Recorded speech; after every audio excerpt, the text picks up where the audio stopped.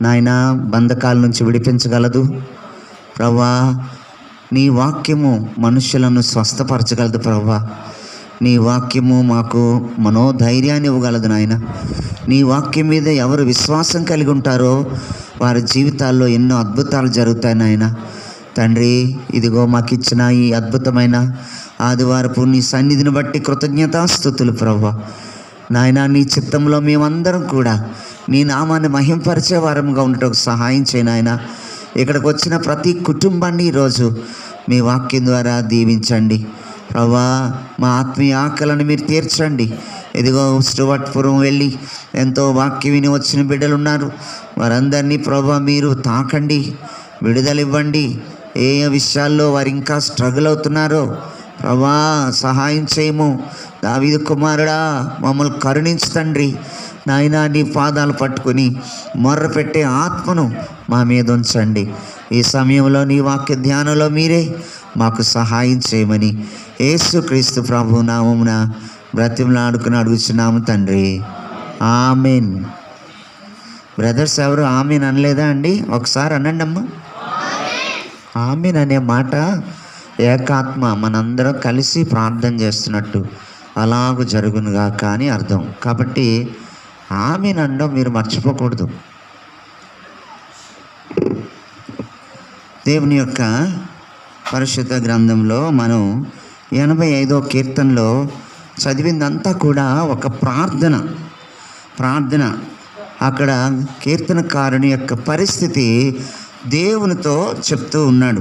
ఎలా ఉందో తన పరిస్థితి అంటున్నాడు. చివరిలో, ప్రాతలు లేచి నిన్ను స్తుతించదరా, మృతులకు నీవు అద్భుతములు చూపెదవా. అంటే ప్రభువా, నేను బ్రతికున్నాను, నాకే ఏదైనా అద్భుతం చెయ్యి, నేను చచ్చిపోయాక ఏం అద్భుతం చేస్తావు నాయన అని అడుగుతున్నాడు. అంటే ఎలాంటి దయనీయమైన స్థితిలో ఉన్నాడో ఆ కీర్తనకారుడు పరిస్థితి మనం అర్థం చేసుకోవచ్చు.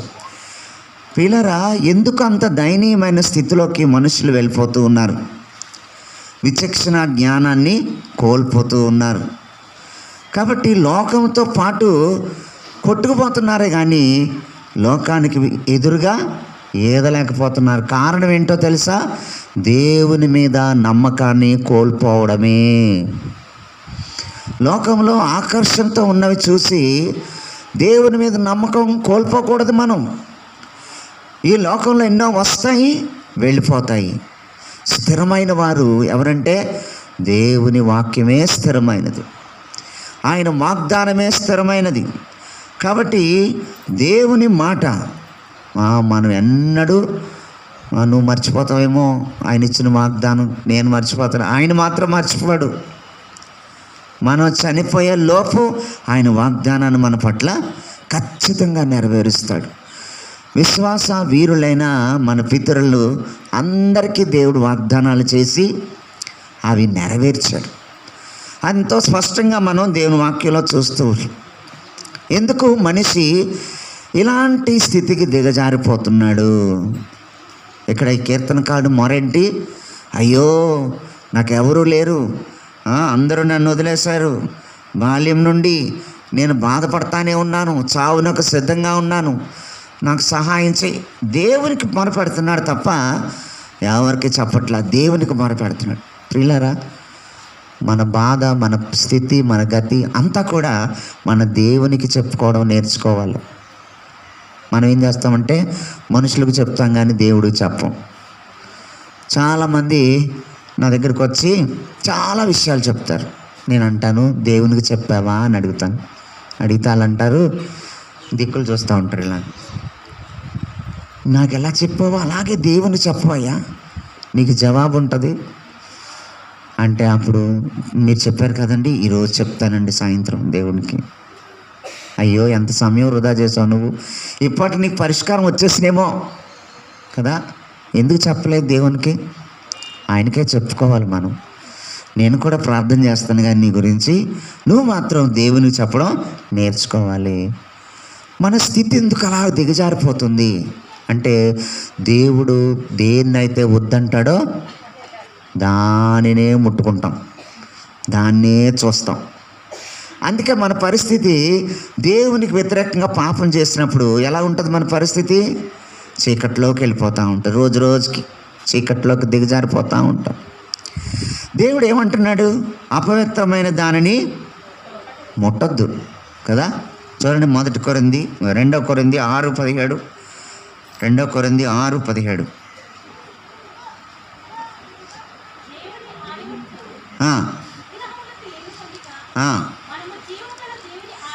మనము జీవము గల దేవుని ఆలయమై ఉన్నాము.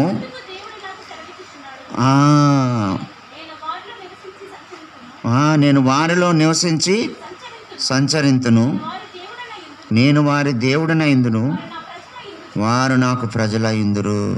చూసారా? నేను వారిలో నివసింతును.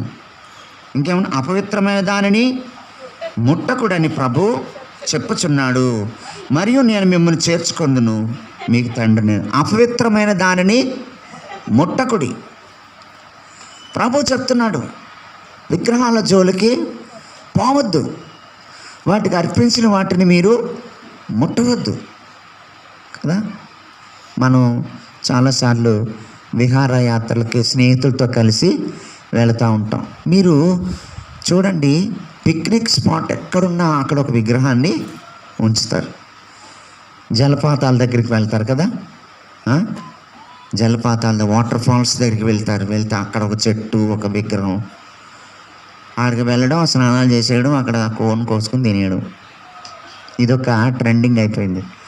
స్నేహితులు రమ్మన్నారని వాళ్ళతో వెళ్ళి నువ్వు అక్కడ కూర్చొని వాళ్ళు పెట్టి నువ్వు తింటే నీ మనస్సాక్షి ఏమవుతుంది? పూర్తిగా దేవునికి దూరం అయిపోతుంది, అపవిత్రం అయిపోతుంది. వారు పెట్టినవి తింటాం, వారిని ముట్టుకోవడం కదా. సహవాసంలో ఊరికే షేక్ హ్యాండ్లు ఇచ్చుకోవడాలు కాదు, వందనాలు చెప్పుకుంటాం. ఏదో బ్రదర్స్ షేక్ హ్యాండ్ ఇచ్చుకోవడం, బ్రదర్స్ సిస్టర్స్ షేక్ హ్యాండ్లు పుచ్చుకోకూడదు, ముట్టకూడదు. అలాగా సిస్టర్స్ ఇచ్చుకోండి. ముఖ్యంగా 31వ తారీఖు రాత్రి ప్రార్థనలో హ్యాపీ న్యూ ఇయర్ చెప్పుకోవడానికి అందరూ షేక్ హ్యాండ్ ఇచ్చేసుకుంటూ ఉంటారు. హ్యాపీ న్యూ ఇయర్ అని చెప్పండి, కానీ షేక్ హ్యాండ్ ఇచ్చుకోకూడదు. అలా తాకుదల్లో కొన్నిసార్లు సైతాను దాన్ని ఉపయోగించుకుంటాడు. పాపము ప్రవేశించడానికి అదొక బ్రిడ్జ్ అవ్వచ్చు, జాగ్రత్త. బయట వాళ్ళకి తెలియదు ఈ విషయం, అలాగ ముట్టుకోకూడదనే సంగతి. కాబట్టి వాళ్ళు ఏం చేస్తారు? షేక్ హ్యాండ్లు ఇచ్చేస్తుంటారు ఫ్రీగా. మనం అందుకోకూడదు, నమస్తే పెట్టాలి, వందనాలు. వాళ్ళు షేక్ హ్యాండ్ అందిస్తుంటే మనం ఏం చేయాలి? వందనాలు పెడితే వాళ్ళు తెలుసుకుంటారు, స్త్రీలు పురుషులు షేక్ హ్యాండ్లు ఇచ్చుకోవడం అనేది సరైన విషయం కాదు. వందనాలు చెప్పుకోవాలి, కానీ అలా చేయకూడదు. దేవుని సేవకులు మాకు ఇలాంటివి అన్నీ మాకు ఎన్నో విషయాలు నేర్పిస్తూ ఉండేవారు. అందరికీ షేక్ హ్యాండ్లు ఇచ్చేయడం అది మంచిది కాదు, జాగ్రత్తగా ఉండాలి. ముట్టుకోవద్దు అంటున్నాడు, కానీ మన ఆది తల్లి ఎవరు? అవ్వమ్మ ఏం చేసింది? ముందు ఆ చెట్టు దగ్గరికి వెళ్ళొద్దంటే అక్కడికే వెళ్ళింది. ఆ పండు వైపు చూడొద్దంటే పండునే చూసింది. దాన్ని ముట్టొద్దు అంటే చేతిలో కోసుకుంది. తినొద్దు అంటే కొరికింది. కొరికితే మింగొద్దంటే మింగేసింది. ఆవిడ మింగేయడం కాదు, మళ్ళీ ఏం చేసింది? భర్త అంటే ఎంత ప్రేమో, నేను ఒక్కదాన్ని ఆ నరకానికి పోతే ఎలాగా, నాకు తోడుగా ఆయన కూడా తీసుకుపోదాం అని ఆదాముకు కూడా తీసుకొచ్చింది. ఆయనకు తెలుసు ఆ పండు తినకూడదని. దేవుడు తినొద్దన్నాడు కదా, అంటే ఏం చేసింది? నేను తిన్నాను, బాగానే ఉంది, మూసుకొని తిను. కొంతమంది స్త్రీలు భర్తల వైపు ఇలా కళ్ళు ఇలా చూస్తారు, అంటే వాళ్ళకి ఇంకా టెర్రర్ అనమాట. అక్కడ బంధువులు ఎదుట మాట్లాడకూడదు కదా. అయ్యో ఆవిడ అసలు మాట్లాడట్లేదు, ఎంత నమ్మతో ఎంత సౌమ్యంగా ఉందో అంటే ఆయన ఏమనుకుంటాడు లోపల? చాలా సౌమ్యం లోపల. ఈవిడ ఏం చేస్తుంది? కళ్ళతో చక్కబెట్టేస్తుంటుంది ఇలాగా. అంతే పాపం ఆయన అర్థమైపోతుంది ఆయనకి అంతా. అప్పటిదాకా ఈయనేమో ప్రతిదానికి వాళ్ళతో మాట్లాడుతుంటాడు, ఆవిడ వైపు చూస్తూ ఉంటాడు. చూసారా, అవ్వమ్మ కూడా అంతే. ఆవిడ ఏం చేసింది, తిను అనగానే పాపం గుడ్డుక్కడి మింగేశాడు. అంతే, ఏమైపోయింది, తోటలో నుండి తరిమి ఇవ్వడ్డారు కదా. ఎంత ఎంత భయంకరం, దేవునికి దూరం అయిపోయారు. అపవిత్రమైనది ముట్టొద్దు, దాన్ని తినొద్దు. నేను వెళ్ళమన్న చోటకి వెళ్ళాలి, వద్దన్నది మానేయి. కానీ ఆది కాండంలోనే మనకి అది ప్రవేశించదు. అదే మన స్వభావం ఉంటుందండి. పెద్దవాళ్ళైనా చిన్నవాళ్ళైనా సరే. ఒక ఫాస్టర్ దగ్గరికి వెళ్ళి ఒక ఆవిడ అడుగుతుందంట, ఏమండి ఓ సంబంధం వచ్చిందండి, మా పాప మార్మోన్స్ పొందింది కదా, మా ఊళ్ళోనండి. అంటే దాని అర్థం ఏంటి, మా క్యాస్టే. మీకు భలే అర్థమైపోయింది, మా క్యాస్టే సంబంధం వచ్చిందండి. అంటే సేవకులు అడిగారు, మారు మనసు పొందాడా? మారు మనసు పొందాడు. చర్చికి వెళ్తాడండి. చర్చికి వెళ్ళిన అందరూ మారు మనసు పొందేస్తారా? చర్చికి వెళ్తాడండి. దురాలవాట్లు ఏమైనా ఉన్నాయా? అబ్బే అసలు ఆ పొగ కెట్టదండి అతనికి. చాలా మంచోడండి. నీళ్ళు అన్నీ చెప్పేస్తుంటే ఆయన అంటారు, జాగ్రత్త, అవిశ్వాసతో జోడి జాగ్రత్త, అమ్మాయి ఇబ్బంది పడుతుందేమో చూసుకో, దేవుణ్ణి అడుగు, ప్రార్థన చేయి, నువ్వు తీసుకెళ్ళి తోడేళ్ళ నోటికి అందిస్తున్నావేమో అంటే ఈయనేం చేస్తాడు, ఈవిడేం చేస్తుంది, అలాంటిది ఏమి లేదండి అంటనే ఇంకో ఫాస్టర్ దగ్గరికి వెళ్తుంది.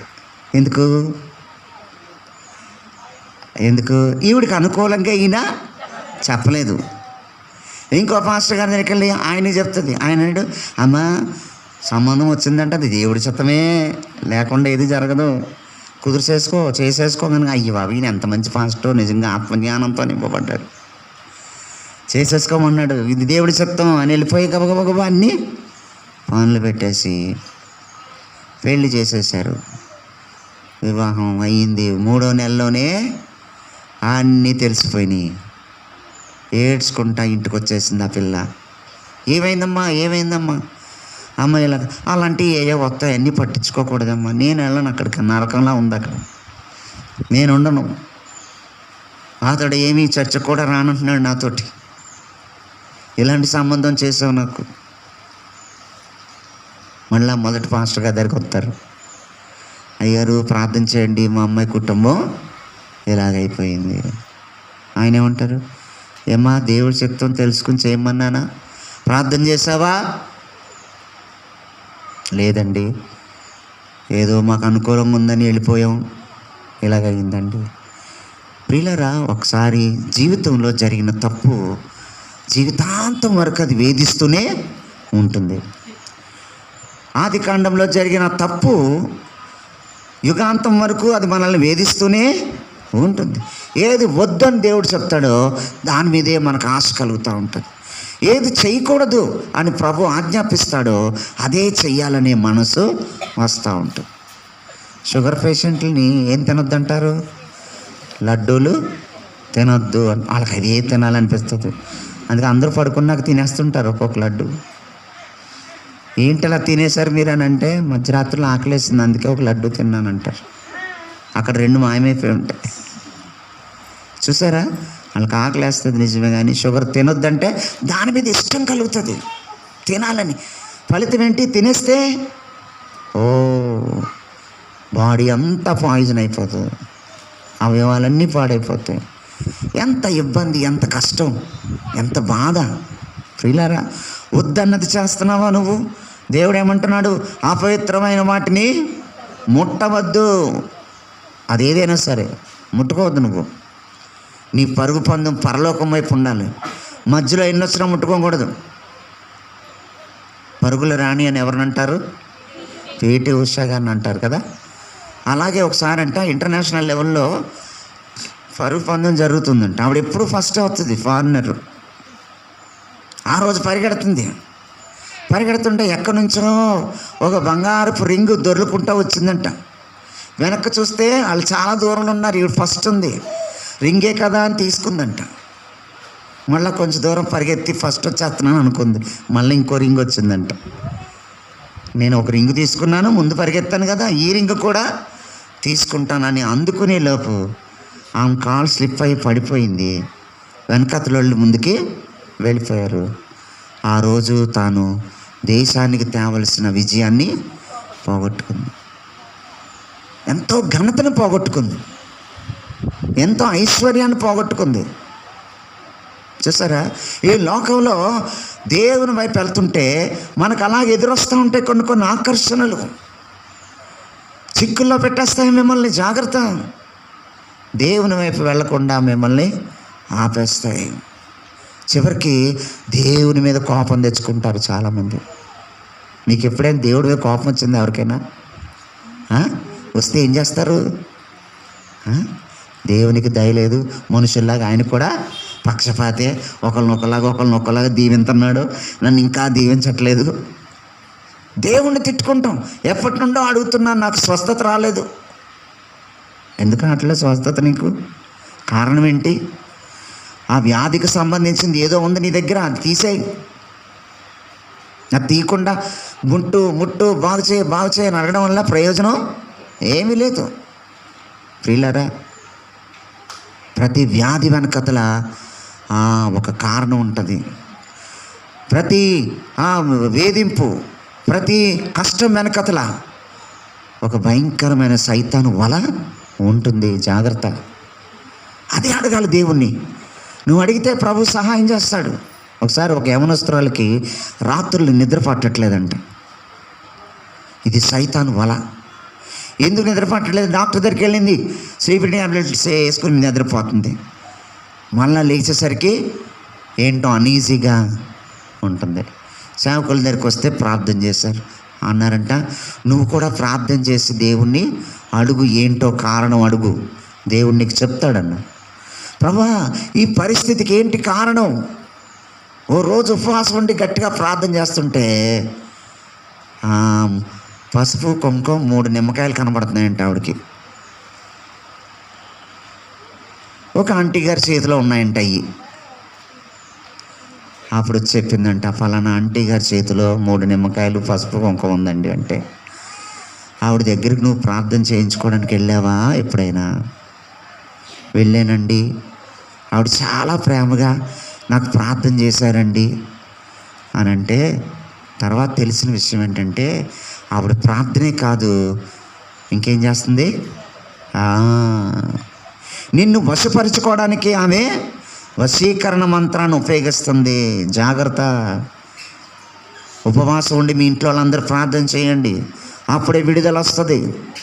ప్రియులారా, ఉపవాసం వలన, ప్రార్థన వలన ఆ చీకటి పారిపోయింది, ఆమెను విడిచిపెట్టి స్వస్థత, విడుదల వచ్చింది. దేవుడు వెళ్ళొద్దు, పలానా చోటి వెళ్ళొద్దు. అందుకే అందరి చేత ప్రార్థన చేయించేసుకోకూడదు. మన ఇంటికి వచ్చారు కదా అని, పాస్టర్ గారు ఎవరో మా ఇంటికి వచ్చారు కదా, పాస్టర్ గారే కదా, ప్రార్థనే కదా, ప్రతి ఒక్కరితో హస్త నిక్షేపణ చేయించుకోవద్దు. నేను ఎవరి తల మీద చేయి పెట్టి ప్రార్థన చేయడానికి నేను ఇష్టపడను. దేవుని వాక్యాన్ని పెడతాను నెత్తి మీద. ఎవరితోనూ చేయించుకుని ప్రార్థన చేయించుకోవద్దంటాడు పౌలు, హెచ్చరిస్తాడు. మన సహవాసంలో కూడా ప్రతి చోట ఆ మీటింగ్లే కదా, వాక్యమే కదా, విందారులే అంటే సిద్ధపాటు లేకుండా పెట్టే కూటాలు, వాళ్ళ ఇంటెన్షన్ ఏంటో మనకు తెలియదు. ఆ కూటాల యొక్క అంశం ఏంటో మనకి తెలీదు. ఏ ఉద్దేశంతో పెడుతున్నారు ఆ కూటాలు? కొన్ని కూటాలు ఎందుకు పెడతారో తెలుసా? రకరకాల విధానాలు ఉంటాయి. నేను అవన్నీ మీకు చెప్పలేను, ఇప్పుడు మీకే తెలియాలి ఆ కూటాల ఉద్దేశం. కానీ సహవాసంలో కూటం పెట్టారంటే ఆత్మల కొరకే, విడుదల కొరకే పెడతారు. అందుకే ప్రతి చోటకి వెళ్ళకూడదు. ప్రియులారా, దేవుని వాక్యము మనతో తేటగా మాట్లాడుతుంది. నువ్వు అడిగితే ఆయన ఏం చేస్తాడు? నిన్ను పరిశుద్ధపరుస్తాడు. యెషయా ప్రవక్త మందిరంలోకి వచ్చినప్పుడు దర్శనం చూశాడు. దేవుని దర్శనం. దూతలు పరిశుద్ధుడని పొగుడుతూ ఉంటే అప్పుడు ఏమన్నాడు? అయ్యో నేనెంతో అపవిత్రమైన ఆ పశ్చాత్తాపం రావాలి.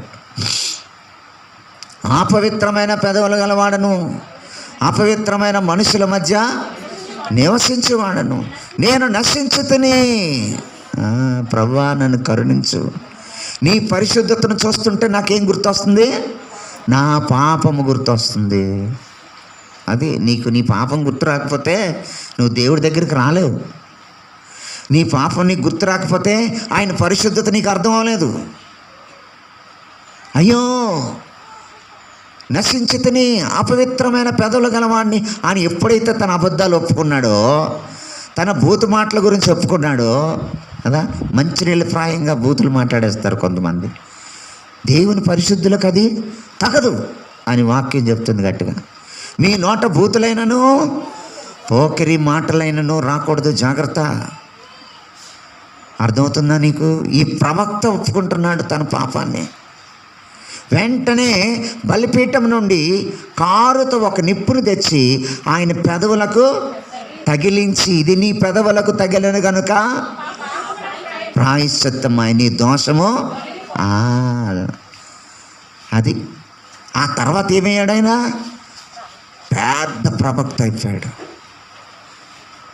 ఇదిగో నేనున్నాను, నన్ను పంపము అని అడగగానే దేవుడు ఏం చేశాడు? ఆయన్ని ప్రవక్తగా చేశాడు. గొప్ప ప్రవక్త అయ్యాడు. ఆయన గురించి ఎన్నో ప్రవచనాలు, ఆయన శిలువ మరణం గురించి ప్రవచించాడు. ఈయన నీ యొక్క అపవిత్రతను ఒప్పుకుంటే ఆయన పరిశుద్ధపరుస్తాడు. అంతేకాదు నిన్ను ఉన్నతమైన స్థితిలో వాడుకుంటాడు. అది పిల్లరా, ఈ లోకంలో ఉన్నవి ఏవైనా మీ కూడా పట్టుకెళ్ళగలరా? ఎవరైనా పట్టుకెళ్తానని చెప్పండి, చూస్తాను. ఏమి పట్టుకెళ్ళలేరు, అన్నీ వదిలేసి వెళ్ళిపోతారు మీరు. ఇంకో విషయం చెప్తున్నాను, దేవుని రాకడ సమీపంగా ఉంది, సమీపంగా ఉంది, సమీపంగా ఉందని చిన్నప్పటి నుండి వెంటనే ఇంకా ఏది రాలేదు. ఆయన రాకడ సమీపమో మన పోకడ సమీపమో ఏదో ఒకటి జరుగుతుంది. ఆయన రాకడ ఆలస్యం అయితే మన పోకడ దగ్గరికి వచ్చేస్తుంది. కాబట్టి ఆయన రాలేదని అనుకోకు. నువ్వు ఎప్పుడు వెళ్ళిపోతావు నీకు తెలియదు. కాబట్టి సిద్ధంగా ఉండాలి. ఆయన వచ్చేస్తాడు కాబట్టి నేను సిద్ధంగా ఉండాలి. ఆయన వచ్చేస్తాడు కాబట్టి నేను ఇంకా సిద్ధంగా లేను. నువ్వు అక్కడే ఉండు ప్రభువా, రావద్దు నాయన అంటే ఏమో నువ్వు వెళ్ళిపోతావేమో. అప్పుడేమవుతుంది? ఆయన రాకడ ఆలస్యం చేస్తున్నాడు. ఎందుకంటే అందరూ అంతటా మారు మనసు పొందాలి అనేది ఆయన ఉద్దేశం. రాకడ ఆలస్యం అవుతుంది. అలాగని చెప్పి నువ్వు ఇంకా పాపంలో బ్రతుకుతావా? దేవునికి ఇష్టం లేని కార్యం చేస్తూ ఆయనకు దుఃఖాన్ని కలిగిస్తూ ఆయన ఇంకా సిలువలో కొడతావా? ప్రియులారా, ఒకసారి ఆలోచించండి. యెషయా ప్రవక్త 6:7 వచనంలో, ఇది నీ పెదవులకు తగిలను గనుక ప్రాయశ్చిత్తమైన తొలగిపోయి. ఎంత అద్భుతమైన మాట అది. నీ జీవితంలో అది పొందావా? ఇలాంటి పరిశుద్ధపరచబడిన స్థితి నువ్వు అందుకున్నావా ప్రియమైన సహోదరుడా? అలా అందుకుంటే నువ్వెంతో ధన్యుడువు. పరిశుద్ధాత్ముడు నిన్ను నడిపిస్తాడు. నువ్వు ఎల్లప్పుడూ సంతోషంతో నింపబడతావు. లేని దాని కొరకు ఆరాటపడవు, కానీ ఉన్నదాంతో తృప్తి చెందే బిడ్డగా ఉంటావు. కొంతమందికి ఎన్నున్నా సరే ఆ సంతోషం ఉండదు. ఎన్నున్నా సరే కారు కారు కారు కారు అంటే పాపం ఎంతో కష్టపడి కారు కొన్నాడంట. ఆయన కారులో తీసుకెళ్తుంటే ఎలాగుంది ఇప్పుడు కారు కొన్నాను కదా సంతోషంగా ఉన్నామంటే ఆవిడంటుందంట, ఇదేం కారు పెట్లాకు తంతుంది, అదిగో ఆ బెంజ్ కారు అంట పెద్దగా ఉంటుంది, అది అసలు ఆ కుదిపే తెలియదంట, ఎంత గోతుల్లో పడిపోయినా సరే నేను ఇలా నిలబడి ఉంటానంట అందులో. అలాంటి కారు కొనాల్సింది నువ్వు. ఇది తృప్తి ఉండదు. మానవ మనస్సు అది తృప్తి ఉండదు. ఏది కొన్నా అలాగంటారు, ఏది కొన్నా అలాగంటారు. ఎంత ఖరీదైన చీర, మీరు ఆడవాళ్ళు లేకుండా బ్రదర్స్ ఎప్పుడు కూడా మీ అంతటి మీరు చీర కొనుక్కెళ్ళగని ఇంటికి. ఎందుకంటే ఎంత ఖరీదు పెట్టుకోనండి, ఏమంటారు, ఇలా చూస్తారు దాన్ని. ఏ నచ్చలేదా? నచ్చింది కానీ పలానా ఆవిడ కట్టుకున్న చీరలా లేదు ఇది. ఎంత కొన్నాం మీరు గమనించండి. పెట్టగలగానే ఏమంటారు ఫస్ట్ ఎంత ఇది అంటారు. 300 కొనుక్కెళ్ళి 30,000 చెప్పండి. అబద్ధాలు ఆడరు బ్రదర్స్, చాలా అలాంటి అబద్ధాలు ఆడరు. రేటుని బట్టి అప్పుడు వాళ్ళ మొహాలు ఎలా ఉంటాయో మనం చూడాలి. ఫోన్లే కదా అని కూడా తీసుకెళ్ళారనుకోండి షాపింగ్కి, ఏం చేస్తారు వీళ్ళు? అన్నీ తీయించేసి ఏమి తీసుకోకుండా అక్కడ లేనిది అడిగాలని నడండి ఇంకో షాప్కి తీసుకుపోతారు. దేవుని బిడ్డకు నీకు తగిన నీ పరిధిలో నీ భర్తకు అనుకూలంగా నీకు ఎంత అవసరమో అంతే తీసుకో. ఎవరి కోసమో కాదు నువ్వు బట్టలు ధరించేది. గుర్తుపెట్టుకో ఆ విషయాన్ని. వాళ్ళకుంది మాకు లేదు అని పోల్చుకున్నావా, ఎప్పుడు మీ ఇంట్లో అప్పులు తాండవిస్తూనే ఉంటాయి. చూసుకోండి పిల్లరా. దేవుని బిడ్డలుగా మనకి గ్రహింపు లేనప్పుడు దేవుడు మనల్ని, మన ప్రార్థన అసలు వినడు. గ్రహింపు ఉండాలి. నువ్వేమై ఉన్నావు, నేనేమై ఉన్నాను, నేను ఎలా ఉన్నాను, నా పరిస్థితి ఏంటి, నా ఆత్మీయత ఏంటి, నా ప్రార్థనకు జవాబులు ఎందుకు రావడం లేదు, దేవునికి నాకు మధ్య ఏంటుంది అడ్డుగా. నిర్గమాకాండము 29వ అధ్యాయము 37వ వచనం చూడండి.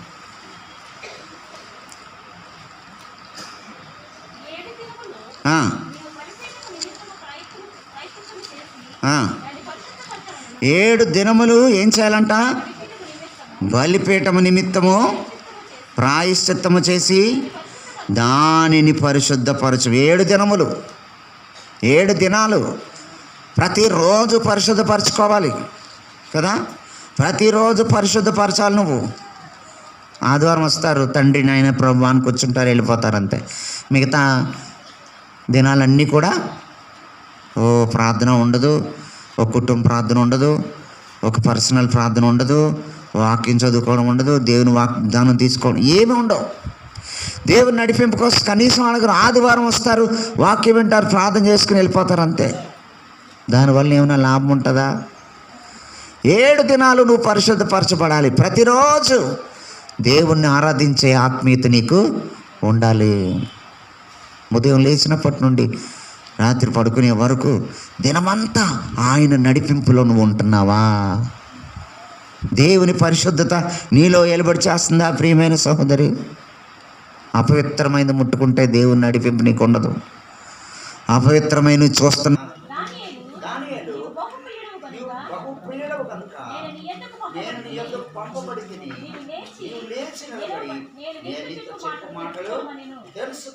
చూసారా?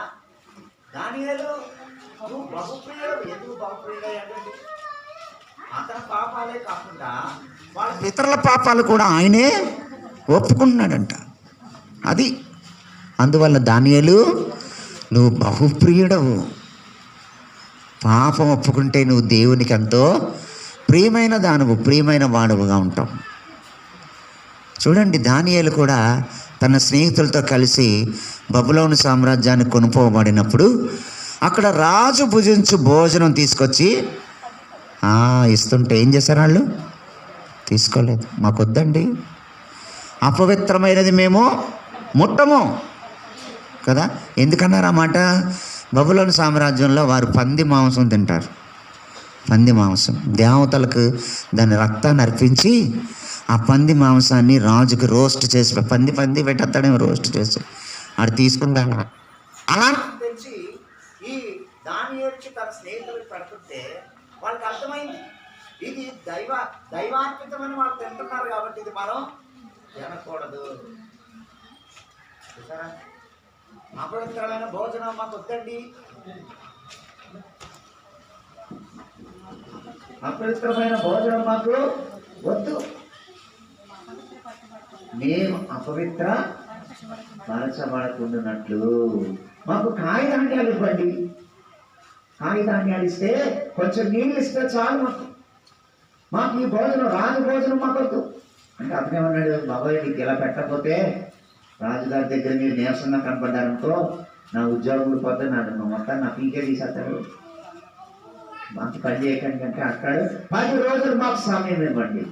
10 రోజులు కాయధాన్యాలు తింటాం మేము, మాంసం తినేవాడు మాంసం పెట్టండి అవతల. ఆ తర్వాత చూడండి,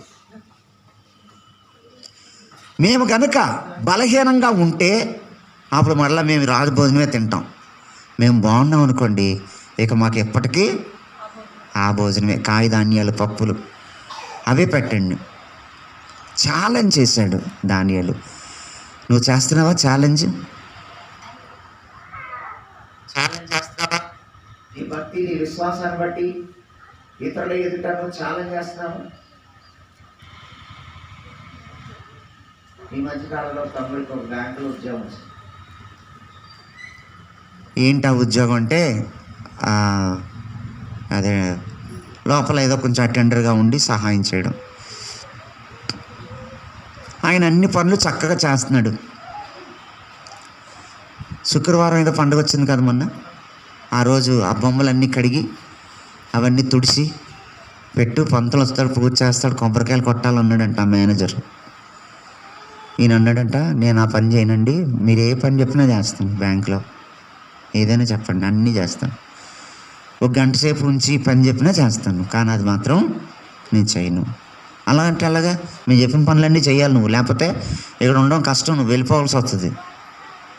వెళ్ళిపోవడానికైనా సిద్ధపడ్డాడు కానీ ఆ పని చేయడానికి ఎందుకు? అపవిత్రమైనది మేము ముట్టకూడదు. అసలు చూడకుండా అక్కడి నుంచి ఆ పంతులు వచ్చాడు, పూజ చేస్తున్నాడు అక్కడి నుంచి అలా దూరంగా వెళ్ళిపోయాడంట. వెళ్ళిపోతే ఒక ఆయన అంటున్నాడంటే, నువ్వు ఎందుకు అలా భయపడతావు? భయపడక్కర్లేదు, నువ్వు అక్కడ అలా పక్కన ఎక్కడో నిలబడి లేకపోతే అక్కడ కూర్చో, దూరంగా వెళ్ళిపోక్కర్లేదు అని అంటే, అప్పుడు నువ్వు ఇష్టం లేకపోతే ఇష్టం లేనట్టే ఉండు, అంతేగాని అలాగెందుకు చేస్తావు? సార్ నేను ఏ పనైనా చేస్తానండి, ఆ పని మాత్రం చేయనండి. బలి అర్పణలు అర్పించి వేట వేస్తున్నాం, భోజనానికి రమ్మంటారు కదా స్నేహితులు, వెళ్ళిపోతారు. అక్కడ జరిగేది ఏంటి? ఒక విగ్రహానికి దాన్ని అర్పించి దాన్ని కూర వండి పెడతారు. తినొద్దు, జాగ్రత్త. అలాంటివి తిన్నామంటే నీ ఇంట్లోకి ఏదో ఒక వ్యాధి ప్రవేశిస్తుంది. జాగ్రత్త ఉండాలి మనం. కొంతమంది ఈ పండుగలు చేసుకునేటప్పుడు ఆహార పదార్థాలు మనకి అందిస్తూ ఉంటారు తినమని. మనం చాలా మర్యాదగా చెప్పాలి, ఏమండి మేము తినకూడదండి, ఏమనుకోకండి, మామూలు సమయంలో మీరు ఏది ఇచ్చినా తీసుకుంటాం, పూజా సమయం కదా, అబ్బాయి పూజ పెట్టలేదండి, వేరుగా తీసామండి మీకోసం, మీ ప్రేమకు వందనాలండి, ఈరోజు మేము తీసుకోలేమండి, ఏమనుకోకండి అని మనం చాలా మర్యాదగా తిరస్కరించాలి. అప్పుడు మనం వారిని దేవుని కొరకు సంపాదించుకోగలుగుతాం. దేవుని వాక్యంలో ఇంకో చోట మనం చూస్తే ఆదికాండం 32 అధ్యాయము 25వ వచనం చూడండి.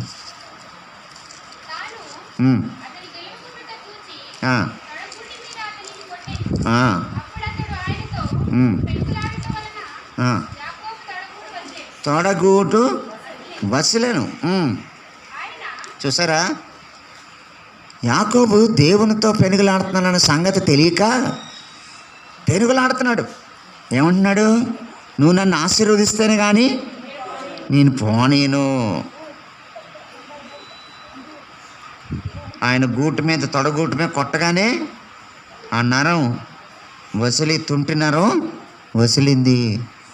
అప్పుడు అంటున్నాడు కదా, నిన్ను దీవించాలంటే నీ పేరేంటి? యాకోబు. తన మోసాన్ని ఒప్పుకుంటున్నాడు. అక్కడ ఎంతమంది దగ్గర మోసం చేశాడు? అన్నను మోసం చేశాడు, తండ్రిని మోసం చేశాడు, మామను మోసం చేశాడు.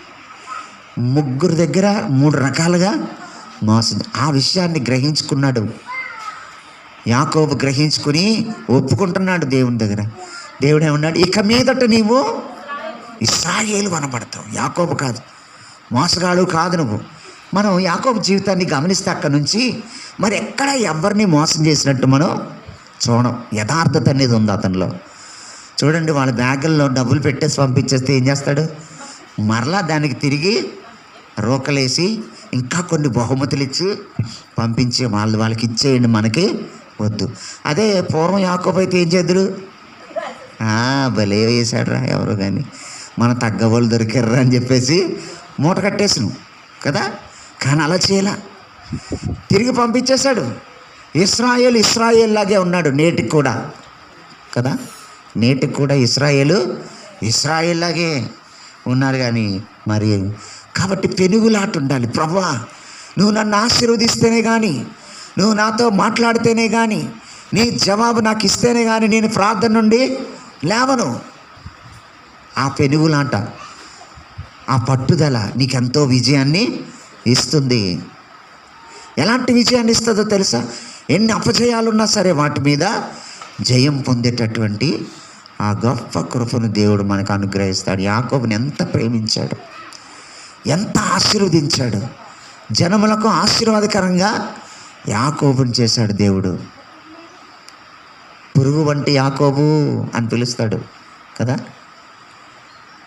నేను నిన్ను ఆశీర్వదిస్తాను, భయపడకంటాడు. యాకోబు దేవుని ఆశీర్వాదం పొందుకోవడానికి కారణం ఏంటంటే తన పాపం ఒప్పుకున్నాడు దేవుని యొద్ద. మరి నువ్వేం చేస్తున్నావు? ఆశీర్వాదాలు కావాలంటావు, పాపాన్ని దాచుకుంటావు లోపల. ఎలా వస్తాయి ఆశీర్వాదాలు? పాస్టర్ గారు దీవించుగాక అని దీవించేస్తే నీకు ఆశీర్వాదం వచ్చేస్తుంది అనుకుంటున్నావా? రాదు. అర్హత ఉండాలి, తగ్గింపు ఉండాలి. దేవుడు అపవిత్రమైంది నీ లోపల నుండి నువ్వు తీసి పారేసుకోవాలి, దాన్ని విడిచిపెట్టాలి. దేని మీద ఎక్కువ నీకు ఆశ ఉంటుంది? అసలు దేని మీద ఎక్కువ ఉంటుంది నీకు ఆసక్తి? నీ సమయాన్ని ఎక్కువ దేనికి ఇస్తున్నావు? దేవుని కంటే ఎక్కువగా. కొంతమంది దేవుని కంటే ఎక్కువగా వేరే వాటికి సమయం ఇస్తారు. అరుగు మీద కూర్చుని అరగంట సేపు బాతకాన్ని వేస్తారు, కానీ ఒక గంట సేపు ప్రార్థన చెయ్యరు. అలాంటి అప్పుడు నీకు జయం ఎలాగొస్తుంది? యాకోబు ఎలా సబ్మిట్ చేసుకున్నాడో దేవునికి, అలాగ నీవు కూడా దేవునికి నిన్ను అప్పగించుకోవాలి. ఇర్మియా గ్రంథం 1:9 చూడండి. ఇక్కడ ఇర్మియా అంటాడు, నేను బాలుణ్ణి కదా అంటాడు.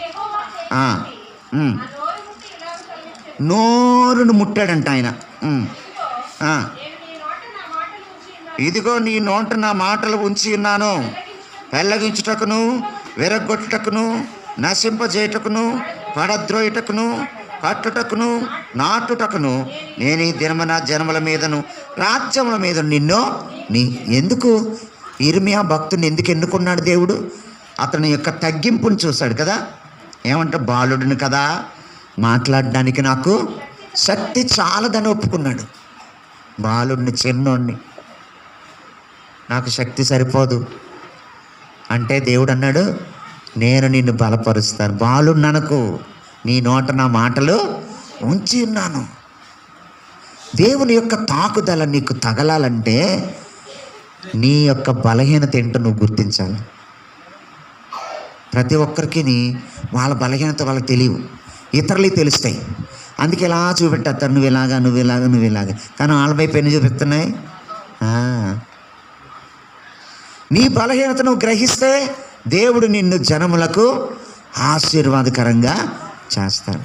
దేవుని సేవకులు దానియేలు గారు వాక్యం చెప్పేటప్పుడు ఏదైనా తను జీవించిన మాట ఏదైనా వచ్చిందనుకోండి, అందరి ఎదుట ఒప్పుకుని, అమ్మా నేను కూడా ఇలా లేను, ఇప్పుడు నుండి నేను దేవుని వాక్యానికి లోబడతానని ముందు దేవుని దగ్గర ఒప్పుకొని వచ్చాను, ఇప్పుడు మీ అందరి దగ్గర కూడా ఒప్పుకుంటున్నాను అనేవారంట.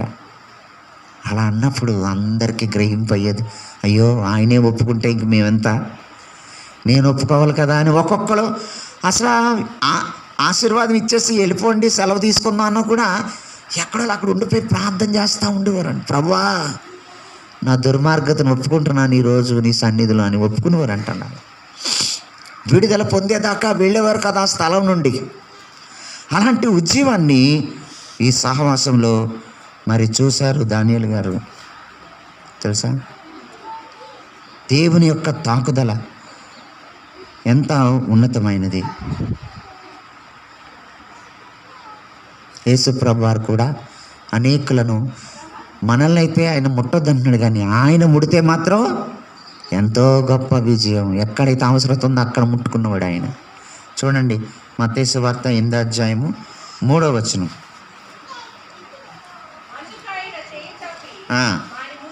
చేయి చాపి వాని ముట్టి నాకు ఇష్టమే, నీవు శుద్ధుడవు కమ్మని చెప్పగా తక్షణమే వాని కుష్ఠరోగము శుద్ధి ఆయను. ఓ కుష్ఠరోగి వచ్చాడు దేవుని దగ్గరికి, అడుగుతున్నాడు, ప్రభా నీకు ఇష్టమైతే నన్ను శుద్ధినిగా చెయ్యి. ప్రజలందరికీ నేనంటే ఇష్టం లేదు, అందుకే ఊరు చివరికి మమ్మల్ని తోలేశారు. ఊళ్ళోకి రావడానికి కూడా అర్హత లేదు, ఊళ్ళోకి రావడానికి కూడా అర్హత లేదు. నీకు ఇష్టమైతే నన్ను శుద్ధినిగా చెయ్యి అని అడిగినప్పుడు ప్రభు ఏమన్నారు? నాకు ఇష్టమే, నీవు శుద్ధుడవు కమ్ము. నిన్ను ముట్టుట, నిన్ను తాకుట దేవునికి ఇష్టం. ఆయన గాయపడిన హస్తాలు నీ మీద ఉంటే నువ్వు శుద్ధుడు అవుతావు. ఆయన గాయపడిన హస్తాలు నీ మీద ఉంటే నువ్వు స్వస్థత పొందుతావు. దేవుని తాకుదల. అవ్వ తాకుదల ఏం చేసింది? మనందరినీ పాపాత్ములుగా చేసేసింది. యేసయ్య తాకుదల మనందరినీ కూడా పరిశుద్ధులుగా. కాబట్టి ఈ సమయంలో మనం ఆయన తాకుదల కొరకు కనిపెట్టాలి, ప్రార్థన చేయాలి. దేవుని తాకుదల ఉంటే నువ్వు ఇంకొకలా ఉంటావు, నీ జీవితం ఇంకోలా ఉంటుంది. దేవుని తాకుదల. యాకోబుకి ఎప్పుడైతే దేవుని తాకుదల ఆయన పట్టుకున్నాడో, ఆయనతో పోరాడి గెలిచాడో, మోసపూరితమైన తన జీవితం నుండి విడుదల వచ్చింది. దానియేలు, షడ్రక్, మేషక్, అబేద్నెగోలు అపవిత్రమైన ముట్టుకోము, మేము కాయధాన్యాలే తింటాం ఛాలెంజ్ చేశారు. 10 దినాలకి రాజభోజనం తిన్న వాళ్ళకంటే వీళ్ళు ఎంతో ఆరోగ్యంగా ఉన్నారంట. ఎంత అద్భుతం అండి, ఎంతో ఆరోగ్యంగా ఉన్నారు. ఈరోజు మీకు ఒక ప్రాముఖ్యమైన అంశం చెప్తాను. మీరందరూ భోజనం చేసేటప్పుడు ప్రార్థన చేసుకుని తింటారా? ఒక్కొక్క అబ్బాయి అయితే చికెన్ రోజే ప్రార్థన చేస్తాడంట, మిగతా రోజుల్లో చేయడంట. ఏంట్రా అంటే, మా అబ్బాయి అండి మసాలా వాసన వస్తే ఎక్కువసేపు ప్రార్థన చేస్తాడు, లేకపోతే చేయడు అంటున్నాడు వాళ్ళ నాన్న. నాకు భలే నవ్వొచ్చింది. ఏదైనా ఆహారం భోజనం చేసేటప్పుడు పిల్లలకి ప్రార్థన చేసుకుని తినమని చెప్పడం నేర్పించాలి. పెద్దోళ్ళు కూడా నేర్చుకోవాలి ప్రార్థన చేసి తినడం. అలా ప్రార్థన చేసి దేవుడు నీ ఆహారాన్ని ఆశీర్వదిస్తే నీ శరీరంలో వ్యాధులు ఏలుబడి చేయవండి. ఎందుకంటే ఆహారం ఎవరు ఆశీర్వదించారు? దేవుడు ఆశీర్వదించాడు. నీ శరీరంలో వ్యాధులు ఉండవు, దేవుని బలం ఉంటుంది. దేవుడు ఆశీర్వదిస్తే అది ఎంతో, అది ఏదైనా కానీ ఏది లేదు ఇంట్లో కూర నువ్వు నీళ్ళు వేసుకునే తింటున్నావు, అప్పుడు కూడా ఏం చేయాలి? దేవునికి స్తుతి చెప్పి తినడం అనేది కృతజ్ఞత హృదయం అన్నమాట. పిల్లలకు అది నేర్పించాలి. ఏది పెట్టినా దేవునికి థ్యాంక్స్ చెప్పి తినడం నేర్చుకోవాలి. ఒక ఆవిడ నేను గమనిస్తున్నాను, తింటా ఇంత అన్నం అలా పడేస్తుంది, డస్ట్బిన్లో పడేస్తుంటే ఆంటీ అని పిలిచాను, వచ్చు మీరు భోంచేసేటప్పుడు ప్రార్థన చేసుకుంటారా అని అడిగాను. అడిగితే ఆవిడ చేసుకుంటాను బాబా, మరి చేసుకుంటే అన్నం అలా పడేసి పెట్టి అన్నాను. అలా చూస్తుంది. దేవుడు ఆశీర్వదించిన ఆహారం నువ్వు ఎందుకు పడేస్తావు అని అడిగాను. గుటకలేస్తుంది. ఎప్పుడు అలా పడేయకండి. మీరు ప్రార్థన చేసుకుని తింటున్న ఆహారం అది తినాలి. మీరు తక్కువ పెట్టించుకోండి. మీరు తినలేకపోతే ఎంత పెట్టించుకోవాలి? తక్కువ పెట్టించుకోండి. ఇప్పుడు సత్యమయ్య గారు మేరీ ట్రీట్లో కిచెన్ సత్యమయ్య గారు చూశాక మన ఆంధ్ర వాళ్ళకి ప్లేట్ నిండా కొండలు, రైస్ కొండలు వచ్చేస్తుంది తినడానికి. అంతకుముందు తమిళోళ్ళు వాళ్ళు అడ్మినిస్ట్రేషన్ వాళ్ళు తీసుకునేవారు. వాళ్ళు ఒక గరిటె అన్నం వేలేసి పోదుమా అనేవారు. పోదుమా అంటే చాలా అంటే మన ఆంధ్రాలో మోటం కదా, చాలు అనేవాళ్ళు. ఆ ప్లేట్ అలా పట్టుకెళ్ళిపోయి అది తినేవారు. కొంతసేపు అలా పడుకులేసారు, మళ్ళీ ఆకలి వేసేసేది వాళ్ళకి. కానీ అయ్యగారు కిచెన్ తీసుకున్నాక మన వాళ్ళకి సమృద్ధిగా ఆహారం, నిజంగా ఎంత చక్కగా తృప్తిగా భోజనం చేస్తున్నారు. అసలు మా ఇంట్లో ఇలా ఉండదండి, కూర ఎంత బాగుందండి అంటే తినేస్తున్నారు. ఎంతమంది కృతజ్ఞత చెప్తున్నారో దేవుని నాకు తెలియదు, కానీ నేనైతే వెళ్ళినప్పుడల్లా దేవా ఎంత చక్కటి ఆహారం పెడుతున్నావు ఇంతమందికి. అందుకే ఆ కిచెన్లో పనిచేసే వాళ్ళందరి కోసం ప్రార్థన చేస్తాను నేను. ప్రభా, ఆ బిడ్డలను బలపరచండి, ఇంతమంది కోసం కష్టపడి చేస్తున్నారు. డ్యూటీలు వేసినా ఏ పైన కొంతమంది ఇష్టంగా వెళ్ళి ఆ కిచెన్లో ఆ దోసకాయలు కొయ్యడం ఇట్లాంటి పనులన్నీ నేను కూడా ఒకసారి వెళ్ళి చేశాను. ఆ పనులు ఇష్టంగా దేవుని సేవ పరిచర్య చేయడం అనేది ఎంతో మంచిది. ఆ పాత్రలు కడగడం, లేకపోతే బ్రేక్ఫాస్ట్ సర్వ్ చేయడం అందరికీ, ఇవన్నీ చేయడం ఎంత సంతోషమో, అందులో ఎంత ఆనందమో. అసలు రిట్రీట్కి వెళ్ళామంటే అసలు పరలోకానికి వెళ్ళామా, అక్కడి నుంచి వచ్చేటప్పుడు చాలా బాధ అయిపోతూ ఉంటుంది. అయ్యో ఇంకొక 5 రోజులు ఉంటే బాగున్నాను, అయిపోయిందే రిట్రీట్ అనిపించి అంత బాధ వచ్చేస్తుంటుంది. దేవుని వాక్యం అంటే నీకు అంత ఇష్టమైపోతుంది ప్రియులారా. దేవుని తాకుదల మీకున్నప్పుడు, దేవుని తాకుదల, పరిశుద్ధమైన క్రీస్తు యొక్క గాయపడ్డ హస్తం ఎప్పుడు నీ మీద, నీ బిడ్డల మీద ఉండాలి. ఉంటే అది మనకెంతో ఆశీర్వాదం, ఎంతో సంతోషం, సమృద్ధి. ప్రియులారా, సమృద్ధి మాత్రమే కాదు, మనం బ్రతిమలాడాలి. ప్రభా, నీకు ఇష్టమైతే నన్ను శుద్ధునిగా చేయము. తన పాపం ఏంటంటే, తన పాపం గురించి రోజు ఏడుస్తున్నాడు. పాపం ఎవ్వరూ నన్ను ఇష్టపడట్లేదు, నువ్వైనా ఇష్టపడతావా? ఆయన ఏమన్నాడు వెంటనే, ఓ నాకు ఇష్టమే. ప్రియులారా, ఎవరైతే జీవితాన్ని తగ్గించుకుని ప్రభువుని అడుగుతారో వాళ్ళంటే ఆయనకి ఇష్టం. నువ్వు బంధువుల చేత, సమాజం చేత తృణీకరించబడ్డావా? తక్కువ చేసి మాట్లాడుతున్నారా నిన్ను? ప్రభు దగ్గరికి వెళ్ళు. ప్రభా, నీకైనా నేనంటే ఇష్టమేనా అని అడిగితే ఆయన ఏమంటాడు? నాకు ఇష్టమే నా బిడ్డ, నువ్వంటే నాకు ఇష్టమే. ఇదిగో నిన్ను ముట్టుకుంటున్నాను, ఈ రోజు నుండి నా వెంటరా కదా, నా మార్గంలో నడు, నా మాటలు నీ హృదయంలో ఉంచుకో. అపవిత్రమైన దేన్ని ముట్టద్దు. నీ దేహము దేవుని ఆలయము, పరిశుద్ధంగా కాపాడుకో. ఈ దేహాన్ని పరిశుద్ధంగా కాపాడుకోవడం అంటే ఎలాగా? తెల్లని వస్త్రాలు వేసుకోవడమా? ఎలాగా? పాపము చేయకుండా నీ వాక్యంతో నా హృదయమును నింపుకొందును. పాడతాం కదా, దేవాని నేను పాపము చేయకుండానట్లు. అది పరిశుద్ధంగా ఉండడం అంటే. ఈ పరిశుద్ధత అనే మాట మనకు బయట ఎక్కడ వినబడదు.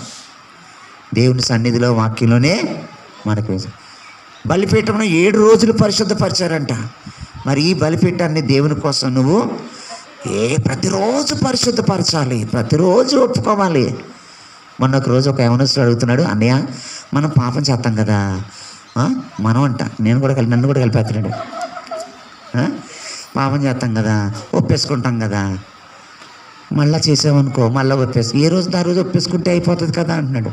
ఈరోజు ఒప్పుకున్నావు కదా, దేవుడు క్షమించాడు కదా, అంటే దాని అర్థం ఏంటి? మళ్ళీ ఆ పాపం చెయ్యొద్దని. నువ్వు చేసావనుకో మళ్ళా ఇక దానికి క్షమాపణ ఉండదు. బుద్ధిపూర్వకంగా తెలిసి నువ్వు పాపం చేస్తే దానికి క్షమాపణ ఉండదు. ఆయన పాదాలు పట్టుకుని బతున్నాడు. కాబట్టి ఏ రోజైనా, ఏ రోజుకి ఆ రోజే. ప్రతిరోజు ఇల్లు తుడుచుకోమా? ప్రతిరోజు పాత్రలు కడుక్కోమా? ఏమండి, ఆ బొమ్మర వాళ్ళ మీద పెట్టిన పాత్రలు కూడా ఏం చేస్తారు? శుభ్రంగా తెల్లగా తలతల ఆడేలాగా తోమ పెడతారు. ఇతర సామాన్లు మన వాళ్ళందరికీ బొమ్మర వాళ్ళ మీద ఇతర సామాన్లు ఉంటాయి బోళ్ళంతా. అదేంటో కానీ దేనికి వాడరు వాటిని. తోమేసా పైన అలా పెడతారమ్మా, అది వాడతారా పాత్ర అంటే అలా ఉంటాయండి. తోమి ఆయన నిన్ను కడిగి అలా బొమ్మర వాళ్ళ మీద కూర్చోబెట్టడానికి కాదు. నీవు సాక్షిగా ఉండాలి, దేవుని కొరకు పని చేయాలి, దేవుని కొరకు పని చేయాలి. ఆయన వాడుకో తగిన పాత్రగా ఉండాలి. అదే ఆ భక్తుడి ప్రార్థన. అదే, ప్రభా ఇంకెప్పుడు నాకు సహాయం చేస్తావు? నేను చచ్చిపోయాక నాకు చేస్తావా? నేను బ్రతికొండగా చేస్తే నిన్ను స్తుతిస్తాను కదా, నాకు చేయవా? సమయం ఉండగా నన్ను వాడుకో ప్రభువా. ప్రియులారా, ఎవరిని వాడుకుంటాడు దేవుడు? సిస్టర్ కరెక్ట్గా చెప్తున్నారు. ఎవరు దీనులై నా మాట విని వణుకుచుందురో వాణ్ణే వాడుకుంటాడు ఆయన. గర్విష్ఠుడంటే ఆయనకు అసహ్యం, దూరం నుండి చూస్తాడు. గర్విష్ఠుడంటే ఎవరు? సైతాని పిల్లోడే గర్విష్ఠుడు. నువ్వెవడవురా నాకు చెప్పడానికి, నువ్వేంటి నాకు చెప్పడం ఏంటి అనే మనసు నీలో ఉందంటే ఈరోజు అది నువ్వు ఒప్పుకోవాలి దేవుడి సన్నిధిలో. ప్రభు వాళ్ళెవరు నాకు చెప్పడానికి? చర్చిలో అంతమంది ముందు వాళ్ళెవరు నన్ను అనడానికి? ఎప్పుడు నీకు అలాంటి మనసు రాకూడదు. అయ్యో, దేవుని మందిరంలో మనం జాగ్రత్తగా ఉండాలి. ఒకసారి ఒక సహోదరిని గద్దించాలనుకున్నాను నేను. ఆవిడ వేరే ఊరి నుంచి వస్తుంది. ఆవిడ వెనకతల లేనిపోయిన మాటలు మాట్లాడి రకరకాలుగా ప్రచారం చేస్తుందని నాకు తెలిసింది. ఆవిడ్ని నిలబెట్టి కూర్చోబెట్టి అందరూ వెళ్ళిపోయాక గద్దించాలి ఆవిడ్ని. ఏంటి నువ్వేం మాట్లాడుతున్నావు, జాగ్రత్తగా ఉండు, ఇష్టం వచ్చినట్టు నోరు పారేసుకున్నామంటే దేవుని శాపం వచ్చేస్తుంది నీ మీదకి, గద్దిద్దామని నేను సిద్ధపడి ఉన్నానన్నమాట. ఉంటే ప్రభు ఏమని మాట్లాడారో తెలుసా? ఆమె వేరే ఊరు నుండి వాక్యం వినడానికి వస్తుంది, వాక్యం విని వెళ్ళిపోని, నువ్వు ఇక్కడ అలాంటి గద్దింపులు ఏమీ చెయ్యొద్దు అన్నాడు ఆయన. దేవుని మందిరం అనేది వాక్యం వినడానికి, ఆ వాక్యాన్ని పొందుకోవడానికి, ఆ వాక్యాన్ని బట్టి ప్రార్థన చేసుకో. ఇక్కడ అలాంటి గొడవలు ఏమి. అంతకే నువ్వు అడగాలనుకుంటే వాళ్ళ ఇంటికి వెళ్ళిపో, కూర్చో, సరి చేసుకో, రా. ఆ రోజు నేను మాట్లాడలేదు, కానీ దేవునికి చెప్పేశాను. ఇంకా అది ఆయన సరి చేశాడు, ఆయన మాట్లాడాడు వాళ్ళతోటి అన్నీ చక్కగా. కాబట్టి ప్రియులారా, మందిరం అనేది దేవుడు ఇక్కడ మన మధ్య ఉండి మనతో మాట్లాడే స్థలము, మనం ఆయనతో మన బాధ చెప్పుకునే స్థలం. ఇక రెండో గొడవ ఇక్కడ ఉండకూడదు, రెండో గొడవ అక్కడ ఉండకూడదు ప్రియులారా. దేవునికి నువ్వు ఎలాగా అప్పగించుకుంటున్నావు? ఆయన తాకుదల కొరకు అడుగుతున్నావా నువ్వు? ప్రతిరోజు నేనేమని ప్రార్థన చేస్తానండి, ప్రభా నీ గాయపడిన హస్తం నా మీద ఉంచవా. ఆయన హస్తం మన మీద ఉంచితే చాలు, మనం ప్రయోజకులుగా మారిపోగలం. మన బిడ్డల మీద ఆయన హస్తం ఉంచితే చాలు, మన బిడ్డలు ఎంతో ప్రయోజకులుగా మారుతారు, దేవునికి ఇష్టంగా తయారవుతారు, దేవునికి భయపడేవారుగా ఉంటారు. కాబట్టి ప్రియులారా, ఈ సమయంలో మన హృదయాన్ని తెరుద్దాం, ప్రార్థన చేద్దాం. ప్రభా నన్ను దర్శించు నాయన, నీకు ఇష్టమేనా ప్రభా, నన్ను ముట్టుకోవడం నీకు ఇష్టమేనా ప్రభా అని ఆ కుష్ఠరోగి అడిగినప్పుడు ఎంతటి గొప్ప జయం వచ్చింది. ఎలాగ దేవుడు ఆయన ముట్టి స్వస్థపరిచాడు. అట్లాగే దేవుని యొక్క కృప, నీకు స్వస్థత కాకపోవచ్చు, నీకు వేరే వేరే అవసరతలు ఏమున్నా కానీ ఆయన తాకుదల నీకు అవసరం. ప్రియులారా, ప్రార్థన అడగండి, దేవుణ్ణి అడగండి. అవ్వ ముట్టొద్దన్న పండుని ముట్టింది, ఎంతో విపత్తు ఆమెను చుట్టుకుంది, ఆ తోటలో నుండి పంపించి వేయబడింది, అపవిత్రమైంది. దేన్ని ముట్టుకుంటున్నావు నువ్వు? ఈ దినాల్లో ఒక విధంగా చెప్పాలంటే ఫోను ఒక అపవిత్రమైన వస్తువుగా తయారైపోయింది. దాన్ని ముట్టుకుని దేవుని సన్నిధిలో ప్రార్థన చేయడం కంటే ఎక్కువ సమయాన్ని నువ్వు ఫోన్లో గడుపుతున్నావా? ఒప్పుకో ఆ విషయాన్ని దేవుని సన్నిధిలో. ఎలాంటి విగ్రహాలు, వాటికి అర్పించిన వాటి వైపు నువ్వు తిరగవద్దు, వాటి జోలికి వెళ్ళొద్దు అంటున్నాడు ఆయన. నీ హృదయాన్ని, నీ కళ్ళను, నీ శరీరాన్ని పరిశుద్ధంగా కాపాడుకో. నిన్ను నువ్వు లోకముకి, పాపమునకు దూరంగా నిన్ను నువ్వు వేరుపరుచుకో. అప్పుడు నువ్వు నా బిడ్డగా నేను నిన్ను రిసీవ్ చేసుకుంటాను అంటున్నాడు దేవుడు. అదే కదా మనం చదివాం ప్రియమైన దేవుని బిడ్డలారా. అప్పుడు నేను మీ దేవుణ్ణి, మీరు నా ప్రజలై ఉంటారు అన్నాడు కదా ఆయన. యెషయా ప్రవక్త ఎలా ఒప్పుకున్నాడు? అయ్యా, అపవిత్రమైన పెదవులు గలవాడను, అపవిత్రమైన జనుల మధ్య నివసించిన వాడను, అయ్యో నేను నశించుతుని అన్నాడు. వెంటనే ఒక నిప్పు ఆయన బలిపీఠం మీద తీసుకొచ్చి ఆయన పెదవులకు తగిలించి, ఇది నీ పెదవులకు తగిలిన గనక నీ పాపమునకు ప్రాయశ్చిత్తము, నీ దోషము తొలగిపోయానని చెప్తున్నాడు. అలాంటి భాగ్యం నీకు కూడా వస్తుంది. యాకోబు పెనుగులాడి అయ్యా నేను మోసగాన్ని, నువ్వు నన్ను ఆశీర్వదిస్తేనే అడి, అయ్యా నేను మోసగాన్ని, నువ్వు నన్ను ఆశీర్వదిస్తేనే కానీ నేను నిన్ను విడిచిపెట్టను అంటే ఆయన ఏం ఆశీర్వదించాడు? నీ పేరు ఇశ్రాయేల్ అనబడుతుంది. ఇక్కడి నుంచి నువ్వు యాకోబు కాదు, శాపాన్ని తీసేశాడు. యాకోబులో ఉన్న పాపాన్ని తీసేశాడు ఆయన. ఆశీర్వాదకరంగా చేస్తానన్నాడు, జనములకు ఆశీర్వాదకరంగా యాకోబుని చేశాడు కదా. నేటికి ఇశ్రాయేలు జనాంగము ప్రపంచానికి ఆశీర్వాదకరంగా ఉంది కదా. క్రీస్తు ప్రభు ఆ జనాంగం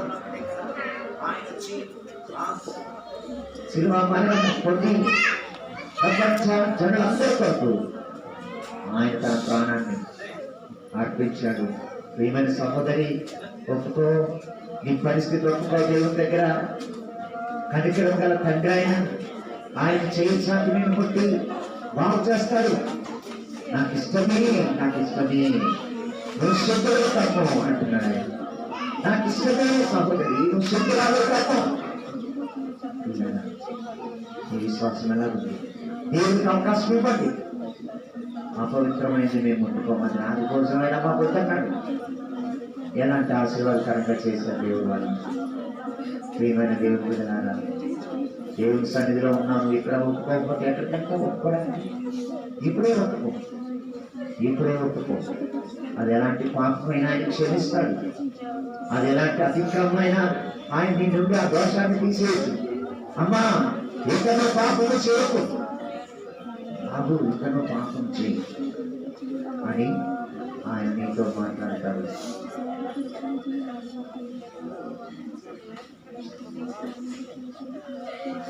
జయం లేదు, కుటుంబంలో జయం లేదు. అయ్యో, నా బిడ్డల దృష్టిలో జయం లేదు. ఏమవుతుందో తెలియట్లేదు నాకు. ఎప్పుడు ఏదో ఒక దుఃఖకరమైంది నన్ను వెంటాడుతుంది. ప్రభా, నన్ను విడుదల చేయవా, నాకు సహాయం చేయవా.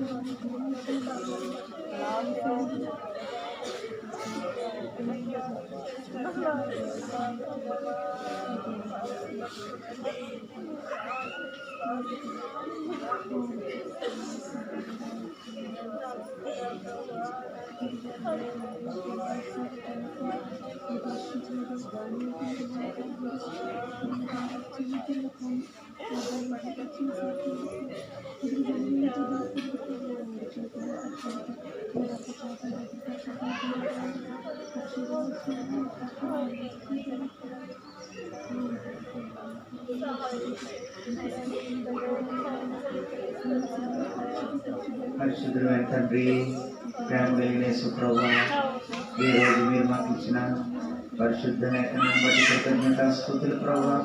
88వ కీర్తనలో ఆ భక్తులు ఎలా తగ్గించుకుని ప్రార్థన చేస్తాను, ఎలా గోజాడుతూ నిన్ను అడుగుతున్నాడో ప్రభా. అయ్యా, మేము కూడా అలాగే ప్రాధాన్యపడి మా జీవితం కొరకు, మా బ్రతుకు కొరకు, మా కుటుంబాల కొరకు, మా బిడ్డల కొరకు, మా సంఘం కొరకు ప్రభా, మా ఇరుగు పొరుగు వారి కొరకు, నాయన దేశంలో క్రైస్తవ్యం ఎదుర్కొంటున్న ప్రతి వ్యతిరేకత కొరకు మేము కన్నీరు కార్చవలసి ఉన్నది ప్రభావ. నీ సన్నిధిలో ప్రార్థిస్తున్నాం అయ్యా. మమ్మల్ని దర్శించిన ఆయన, మమ్మల్ని కనికరించిన ఆయన, నీకు ఇష్టమైతే మమ్మల్ని ముట్టిన ఆయన, శుద్ధీకరించిన ఆయన. యెషయాను శుద్ధీకరించావు, యిర్మీయాను నీ శక్తితో నింపి ప్రవక్తగా వాడుకున్నావు కదా. దానియేలును నాకు బహుప్రియుడు ఉన్నావు కదా ప్రభా. దేవా, మాకు సహాయం చేయవా, మమ్మల్ని దర్శించవా. దాచిపెడితే వడ్డీలు అంటున్నావు, ఒప్పుకుంటే కనికరం పడతావు అన్నావు ప్రభా. దేవా, నీ సహాయం, నీ కనికరం, నీ కృప మాకు దయచేయండి. నీ పాదాలు పట్టుకుంటున్నాం. లోకంలో ఉన్న వాటన్నిటికంటే ఎక్కువగా నేను ప్రేమించడం మాకు నేర్పించండి. ఈ వాక్యాన్ని ప్రతి హృదయంలో ఫలింప చేయండి. నీ నామానికి మహిమ తెచ్చుకున్నాను. యేసుక్రీస్తు ప్రభు నామమున అడుగుచున్నాం తండ్రి, ఆమేన్.